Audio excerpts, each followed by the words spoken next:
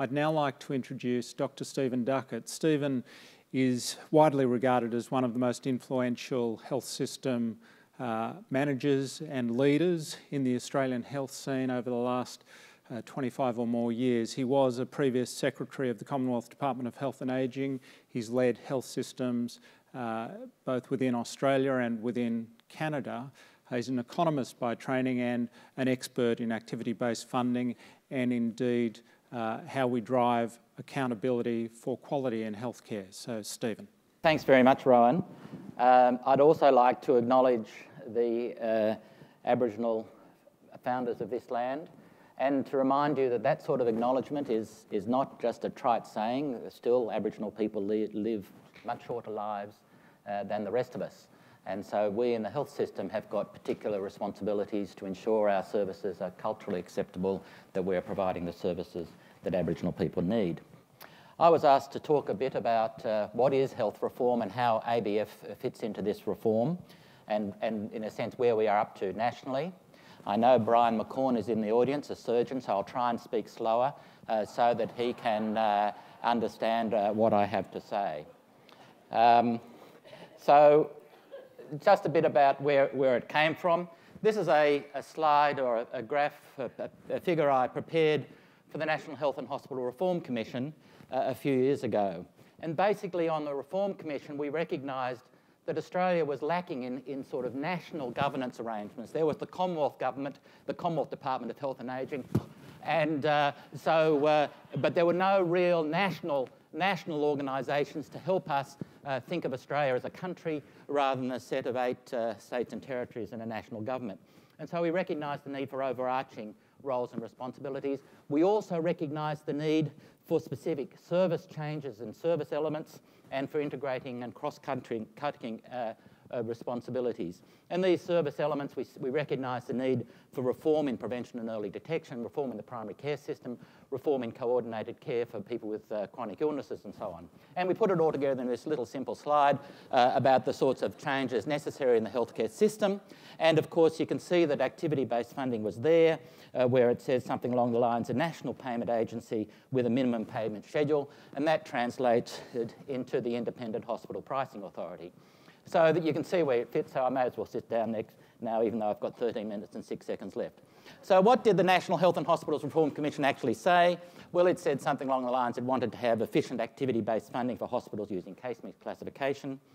And this was done for a couple of reasons. One was the obvious need for efficiency improvements, and I'll come back to that. But the other, and something that Mary has already referred to, was the benefit in terms of transparency, and that is, in fact, a major objective nationally, and allows funders to compare the costs across different health services providers, such as the data Mary has shown you. But what's the difference in what you'd sort of previously had?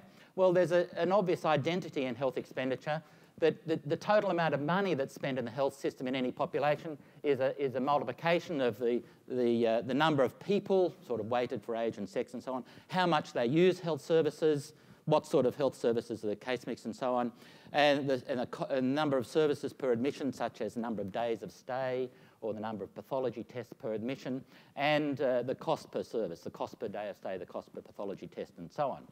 Under population funding arrangements, the funder, New South Wales Health in this instance, took responsibility for the size of the population and adjusted populations funding allegedly based on area needs and population, and the Area Health Authority took responsibility for the rest, and allegedly was accountable for all the rest. But interestingly, in these sorts of environments, it's actually very difficult to shift utilisation rates. A very, very slow process. It's possible, but you've got to shift admission, the doctor practice, and so on. In contrast, we weren't actually terribly successful in shifting much utilisation rate.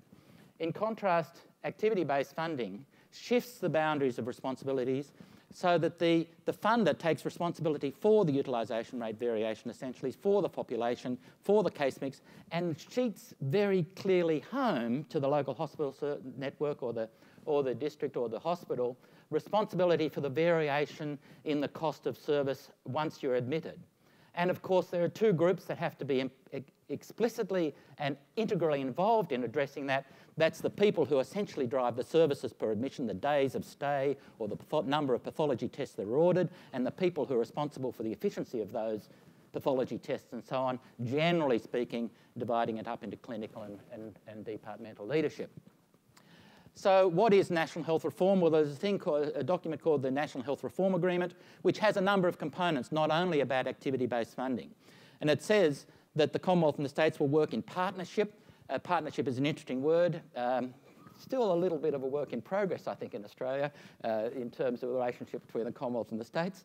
And they're aiming for a nationally unified and locally controlled health system. Very important concepts, and again, Mary has spoken about the need for local responsibility and local autonomy and the ability to change and adapt to local needs. And you just don't do those things, you know, the hugs in partnership and all that sort of stuff for their own sake, although hugs are good, but you do it for a number of reasons. One, to improve patient access to services and to improve efficiency. These are direct quotes from the Reform Agreement.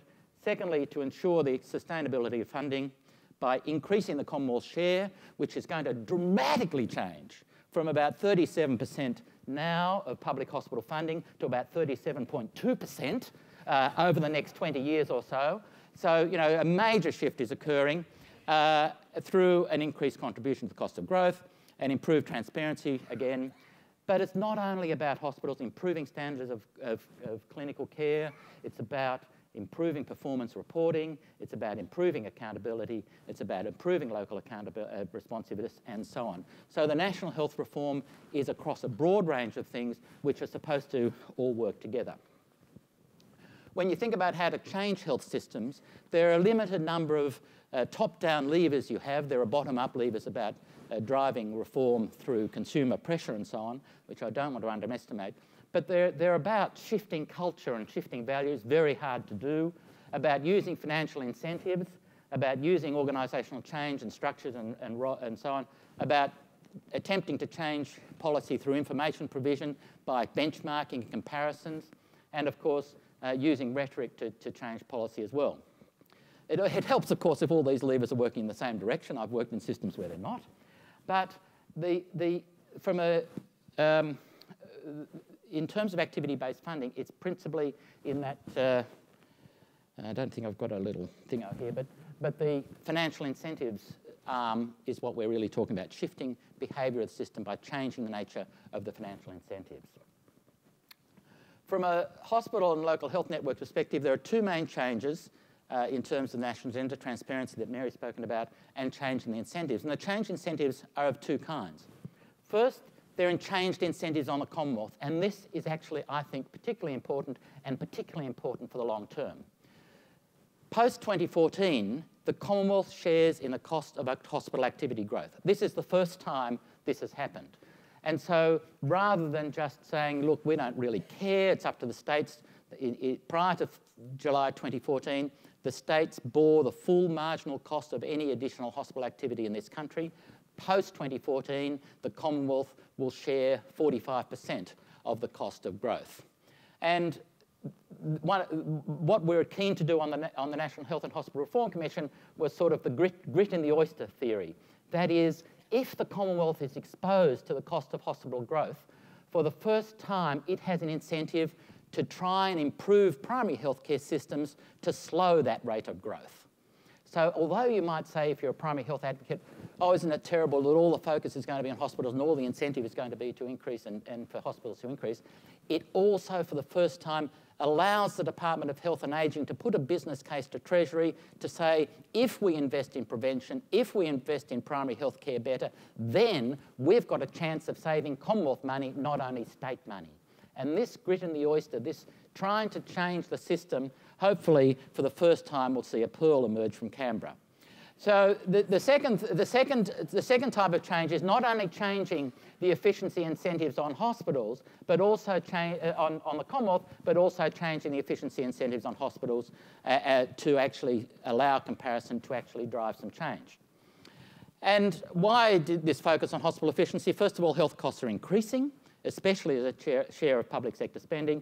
and hospital costs are increasing within that. So to give you an example, this is from a Grattan report. The bottom axis is how much money was spent in each of these sectors about a decade ago, and the vertical axis is how much things have changed since then. So the bigger, the fatter the bar is, the bigger its spending share was back a decade ago, and the taller it is, the bigger that share is now. And so what you can see is that a couple of areas have increased faster than the gross domestic product. Welfare, defence not. Ageing and aged care services increased much faster than gross domestic product, but from a very narrow base. The big shift, starting from a relatively big base and growing much faster than GDP, was health expenditure.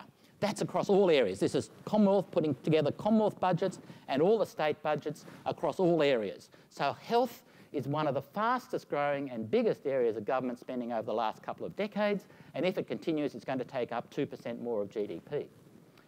Within health, it's hospitals. Again, the same sort of graph. So the fatness indicates how big it was in 2002-03, the height, how much changed. The biggest single demand on healthcare budgets has been hospitals.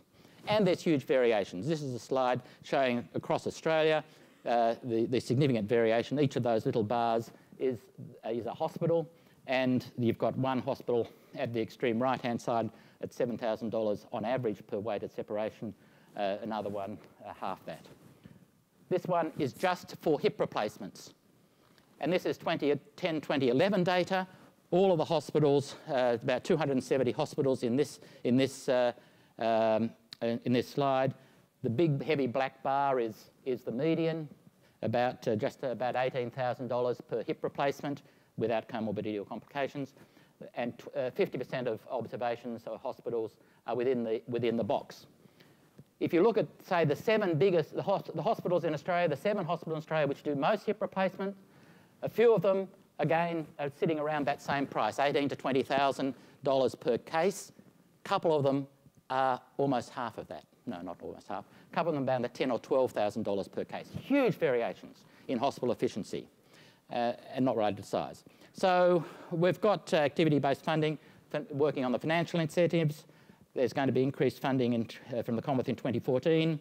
The National Health Performance Authority is working on the information provision, and the creation of local hospital networks, creation of medical locals is working on that organisational change dimension. So health reform involves operating on a number of dimensions at a number of different levels.